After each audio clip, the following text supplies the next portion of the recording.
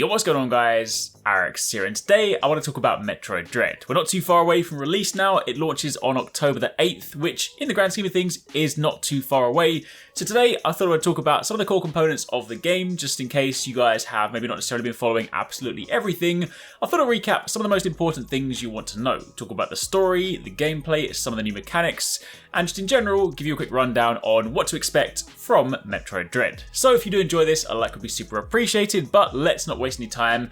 Let's kick it off with a story, because of course, Metroid is a long-spanning series, and Metroid Dread, also called Metroid 5, is actually going to be set after the events of Metroid Fusion. That was the game that came out back in 2002 for the Game Boy Advance. So that does of course mean, if any of you guys are long-standing Metroid fans, then you've probably been waiting about 19 years for the continuation of that story. However, thankfully Metroid Dread is going to finally tie up the story threads left open from that. Metroid director and producer Yoshio Sakamoto actually said that the series has chronicled the uncanny relationship between these Metroids and the heroine Samus, but this game, i.e. Dread, will mark the end of that story arc. So if you've been waiting that long, in fact, if you guys have been waiting since Fusion, let me know in the comments down below.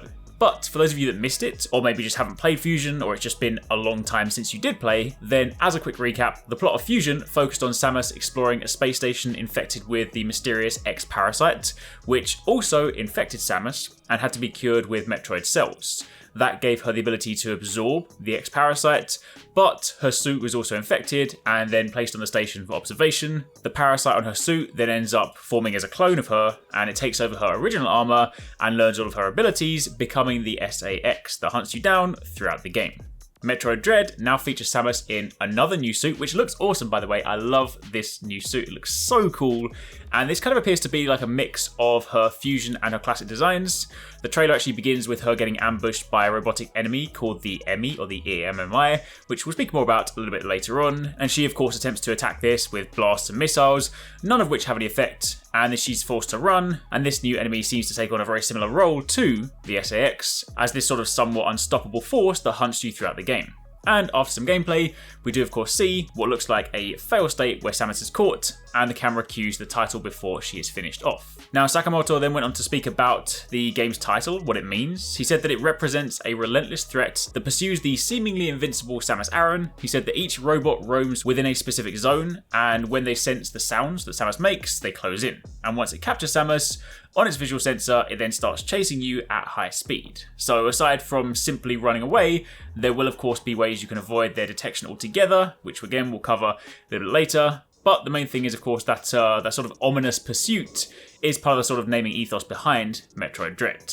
The last real bit of story information we got was of course that the computer AI from Fusion, Adam, will also make a return in Metroid Dread. So what about the gameplay? Well, again, this is of course a classic 2D Metroid. That means you'll be running, jumping, shooting your way through this sprawling map that of course uncovers as you explore, traditional Metroidvania fashion as you would expect it. You'll be finding and picking up different power-ups and weapons that will of course allow you to progress through previously blocked off inaccessible areas. You guys know the format if you played any kind of Metroidvania games, whether they be Metroid or whether they be newer games inspired by that.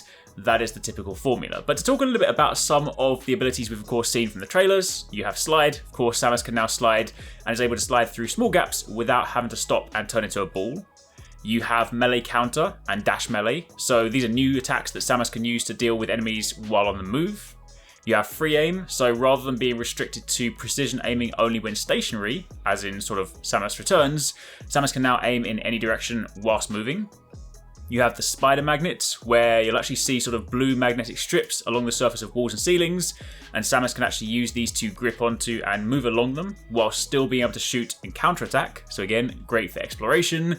And you even have the Phantom Cloak, which is a new Aeon ability. The Phantom Cloak turns Samus invisible until her Aeon energy reserves are depleted. So again, very useful for avoiding detection whilst going up against some of those challenging enemies. Now, talking a little bit about the world itself. Of course, Metroid Dread kicks off when Samus decides to investigate the planet ZDR, and as is of course to be expected, things don't go as planned when Samus reaches the planet. It's unclear exactly what happens, but she starts the game in the centre of the planet, separated from her ship, and she'll then have to fight her way upwards to reach the surface. Along the way, she'll of course investigate the mysteries of this planet to ideally find out if the X-Parasites truly have returned. Now, planet ZDR isn't just any ordinary planet. Of course, it is a Chozo planet. These are the sort of ancient, mysterious and powerful bird-like aliens, and they're crucial to Metroid lore, but they're rarely seen in game. As you explore the map, save stations, map rooms, recharge stations, and even the first boss room are all adorned with Chozo architecture, and there's even a massive statue in what seems to be one of the first rooms in the game. Now, the actual planet itself also has various distinct regions within their own unique sort of environments. They have enemies, different things like that. From the ones we've seen so far, we've got Artaria, located deeper below the surface than any other region. This is the first place you explore. It contains a mixture of sort of natural rocky environments with sort of organic life, as well as metallic areas, and numerous large sort of Chozo statues can be seen throughout. You then have Kataris, which is the second region revealed in the sort of early Metroid Dread footage, and here you can sort of find some industrial, plant-powered sort of geothermal energy areas, and seemingly Samus can then reroute the energy in order to solve puzzles and open doors. Now, one of the other cool things is when it comes to exploring, again, Metroidvania-style games, trying to sort of track where you've been, where you need to kind of go back and backtrack. The map has had like a hefty upgrade this time around, so you've got like markers. Nintendo have stated that you'll be able to add up to 6 waypoint markers on the map, and this sort of powered up map is the improved map that shows details like terrain type, as well as whether you visited the area or not, and you can even toggle between the minimap and an expanded view by hitting the left D-pad. It's probably the most detailed and comprehensive map system in any 2D Metroid game to date.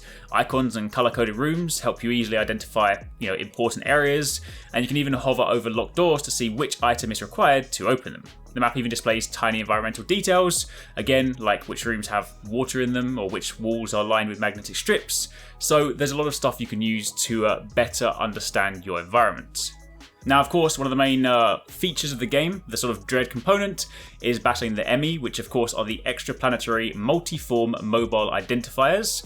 They're basically highly agile research robots equipped with the ability to extract DNA, and these bots belong to the Galactic Federation, and they were sent to the planet ZDR to investigate the rumours of X-Parasites. However, they soon vanished, and they became quite dangerous. So scattered throughout Metroid Dread, you'll find various E.M.M.I zones marked by pixelated doors and white shade on your map. If you step inside these areas, then basically these robots will begin seeking you out. Now, none of your weapons will hurt them, and if they catch you, they'll kill you in a single hit. However, there is a slim chance of survival if you're in the clutches of one of these robots. You have an extremely brief window to counter their killing blow and escape.